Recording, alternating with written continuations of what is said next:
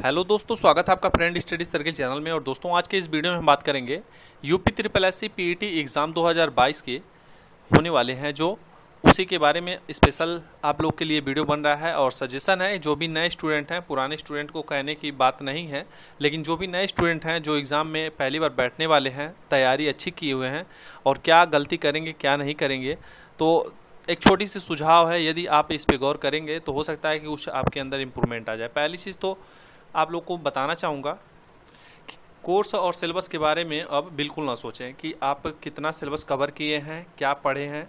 क्योंकि दोस्तों क्या है, आप कितना भी कंप्लीट तैयारी कर लीजिए, कभी भी आपके अंदर से ये फील नहीं होगा कि मैं एकदम एग्जैक्ट अच्छी तरह से तैयारी कर लिया हूँ।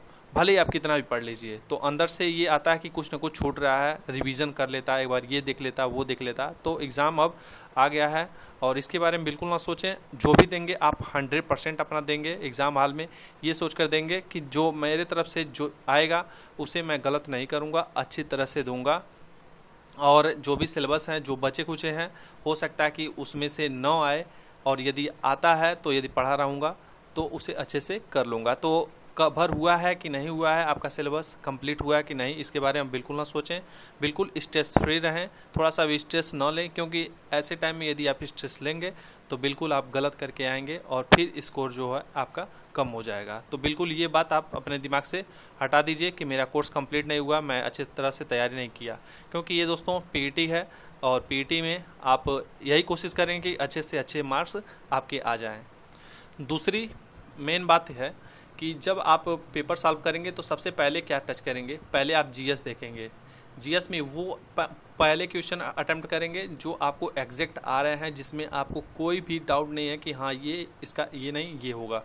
क्योंकि ऐसे बहुत सारे आपको क्वेश्चन मिलेंगे जो आपको डाउट में डालेंगे कि अरे ये तो मैं पढ़ा था, याद नहीं आ रहा। तो पहले जीएस को अटेम्प्ट कीजिएगा, फिर हिंदी को अटेम्प्ट कीजिएगा, फिर इंग्लिश को, उसके बाद रीजनिंग को, और लास्ट में जो है आप मैथ अटेम्प्ट करिएगा। अकॉर्डिंग टू मी दोस्तों, यदि आप मैथ पहले अटेम्प्ट करते हैं और टाइम टेकन यदि आपका हो जाता है, क्योंकि आप पहली बार एग्ज़ाम दे रहे हैं तो बहुत ही आपको एग्ज़ाम देने का अनुभव नहीं है, तो इस वजह से समय आपका ख़राब हो जाएगा। मैथ में आपको लगेगा कि आप सॉल्व कर रहे हैं, लेकिन एक ही क्वेश्चन को सॉल्व करने में, जोड़ घटाना गुणा भाग करने में हो सकता है कि आपके 5 मिनट चले गए। तो पहली चीज़, कम से कम ये जो क्वेश्चन है इसको सेव कर लीजिए। ये जब सेव हो जाएंगे तो उसके बाद आपके जो ये 20 नंबर के मैथ के बचेंगे, फिर लास्ट में जो भी आपके 1 घंटे निकाल लेते हैं समय, या फिर 40 मिनट निकाल लेते हैं, तो उसके बाद मैथ आप अटेम्प्ट कीजिएगा। ठीक है, ये गलती बिल्कुल मत दोहराइएगा कि पहले चल रहा हूँ मैथ करूँगा, फिर जो समय बचेगा उसके बाद जीएस हिंदी इन सब पे ध्यान दूंगा। रीज़न ये है कि जब इधर आप समय आप अपना ख़राब कर देंगे तो फिर आप आ जाएंगे प्रेशर में, और प्रेशर में फिर आपसे सही होगा ही नहीं, कितना भी अच्छे से तैयारी कर लें।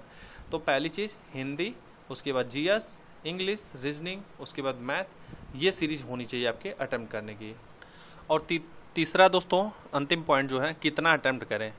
तो दोस्तों, जो भी स्टूडेंट तैयारी किए हैं, जब आप पेपर ओपन करेंगे तो पहली चीज़ तो ये ध्यान दीजिएगा कि यदि आपको लग रहा है कि जीएस में आपको टफ लग रहा है तो तुरंत पन्ना पलट लीजिएगा, क्योंकि आप थोड़ा सा रिलैक्स फील करें, क्योंकि घबराहट से आप एग्ज़ाम में गलत कर देंगे। तो जीएस पोर्शन के बाद हिंदी अटेम्प्ट कर लीजिए, क्योंकि उसमें जो वह पैराग्राफ है उसको पढ़ के फिर उसमें से क्वेश्चन आंसर करना है। फिर इंग्लिश अपना कर लीजिए, जिससे आप रिलैक्स हो जाएं। क्योंकि दोस्तों यदि आप ऐसा लगे स्टार्टिंग में ही आपके 7-8 क्वेश्चन नहीं आ रहे हैं तो फिर होपलेस हो जाएंगे और आपका पेपर जो है ख़राब हो सकता है। तो इस बात को ध्यान देंगे।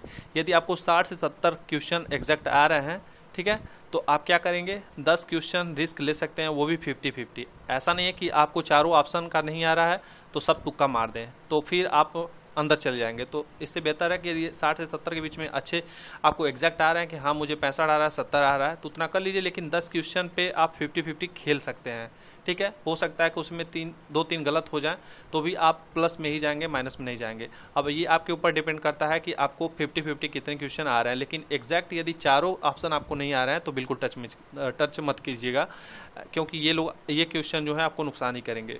दूसरी चीज़, 70 से 80 के बीच में आ रहे हैं, यही 70 से 80 के बीच में आपको लग रहा है कि हाँ 70 क्वेश्चन मेरा बन रहा है, 75 बन रहा है, 80 बन रहा है, तो बहुत ज़्यादा आप कुछ मत कीजिए, क्योंकि माइनस मार्किंग आपको अंदर ले जाएगा।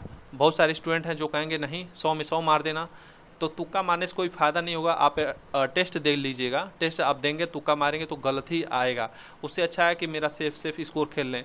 तो बहुत ज़्यादा नहीं, 5 अटैम्प्ट कर सकते हैं, वो भी आप ये ज़रूर छांट लीजिएगा मुझे 50-50 में क्या चल रहा है। डाउट वाले क्वेश्चन जो एग्जैक्ट आपको पता नहीं है बिल्कुल मत टच कीजिएगा। 80 से 90 हैं तो आपको टच करने की ज़रूरत ही नहीं है, इतना स्कोर बहुत हैं। आप 80-85 यदि आपको एग्जैक्ट आ रहे हैं कि हाँ मेरे एकदम सेफ हैं, ये मेरे गलत नहीं हो सकते हैं, 1-2 क्वेश्चन छोड़ के मेरे कोई गलत नहीं है, जो जिसे सिली मिस्टेक बोलते हैं, तो बिल्कुल आप बिल्कुल मत टच कीजिए। ये मत सोचिए कि मैं 100 में 100 करके आऊँगा, इससे आपका नुकसान होगा, 100% गलत हो जाएगा उसमें से। तो ये सारी बातें हैं। तो ऐसी ये चीज़ एग्ज़ाम में, हर एक एग्ज़ाम में ये चीज़ होता है, माइनस मार्किंग ही है 1/4, तो आप इस बात का ध्यान देंगे।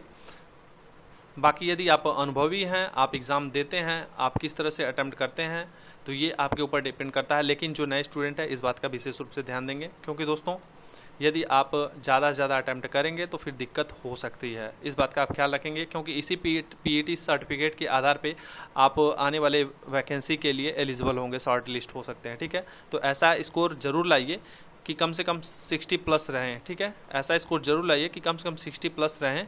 ठीक है, जिससे आप शॉर्ट लिस्ट हो सकते हैं। ठीक है, मिलते हैं अगले वीडियो में, तब तक अपना तैयारी करते रहें। बेस्ट ऑफ लक, अच्छी तरह से पेपर दीजिए। धन्यवाद।